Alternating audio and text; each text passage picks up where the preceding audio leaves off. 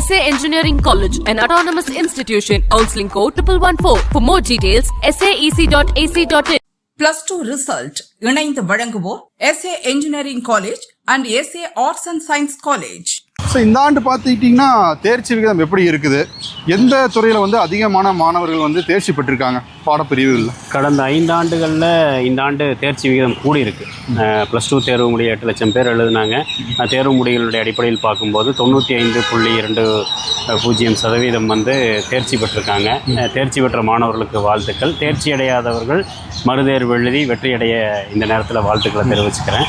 ஏன்னா தேர்ச்சி பெற்ற மாணவர்கள் பல்வேறு கல்லூரிகளுக்கு இன்றைக்கி வந்து தொடர்ந்து போய் அப்ளை பண்ணிகிட்ருக்காங்க. அதில் குறிப்பாக வந்து ஏஐ சார்ந்த படிப்புகளுக்கு தான் அதிகமாக ஒரு கிரேஸ் இந்த ஆண்டும் இருக்கிறது. கடந்த ஆண்டை போலவே இந்த ஆண்டும் வந்து செயற்கை நுண்ணறிவு சார்ந்த பாடப்பிரிவுகளுக்கு தான், அது கலை அறிவியல் கல்லூரிகளாகட்டும் பொறியியல் கல்லூரிகளாகட்டும் அதுதான் வந்து முதல்ல நிரம்புது அப்படிங்கிறத நம்ம பார்க்குறோம். தனியார் கல்லூரிகளை இடம் பேசும்போது அவங்க சொல்கிறது என்னென்னா ஏஐ சார்ந்த படிப்புகள், டேட்டா சயின்ஸ் சார்ந்த படிப்புகளுக்கு தான் அதிகமான கிரேஸ் இருக்குது இந்த ஆண்டு மாணவர்கள் மத்தியில்.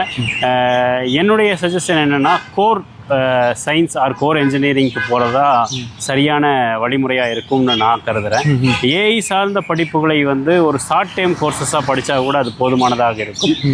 அதுக்கு வந்து அதை வந்து ஒரு முதன்மையான பாடங்களாக எடுத்து படிக்கணும் அப்படிங்கிற அவசியம் இல்லை. இன்றைக்கி நீடும் இல்லை. அது வந்து ஷார்ட் டைம் கோர்சஸாக நிறையா வாய்ப்புகள் இன்றைக்கி ஐஐடி போன்ற நிறுவனங்களே வழங்குது. அதையே வந்து பயன்படுத்தி கொள்ளலாம் மாணவர்கள். குறிப்பாக ஒரு நாட்டினுடைய வளர்ச்சிக்கு அவசியம் அடிப்படை அறிவியல், அடிப்படையான பாடப்பிரிவுகள் சார்ந்தும் அடிப்படை பொறியியல் சார்ந்த பாடப்பிரிவுகளும் ஒரு நாட்டினுடைய வளர்ச்சிக்கு உதவிகரமாக இருக்கும். ஸோ அதுக்கு முன்னுரிமை கொடுத்தால் பரவாயில்லை என்று கருதுகிறேன்.